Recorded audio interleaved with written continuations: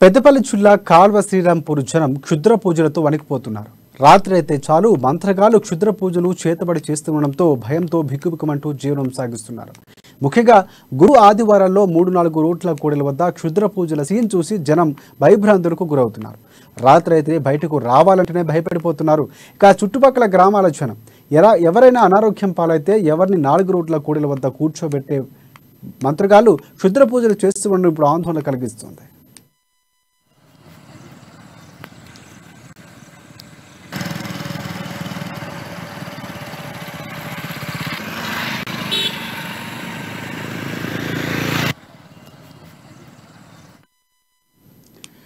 నిన్న ఆదివారం కావడంతో కాల్వ శ్రీరాంపూర్లో 3-4 రోడ్ల కూడల వద్ద విస్తరాకుల్లో అన్నం ముద్దలకు పసుపు కుంకుమ పెట్టించి నిమ్మకాయలు పెట్టి బొమ్మను తయారు చేసి ఇస్తరాకులో పెట్టి కోడిని కట్ చేసి అర్ధరాత్రి క్షుద్ర పూజలు చేశారు. వీటన్నింటినీ 3 కూడల దగ్గర ఉంచారు. ఇక వీటిని చూసి అటుగా వెళ్లే జనం భయాందోళనకు గురవుతున్నారు.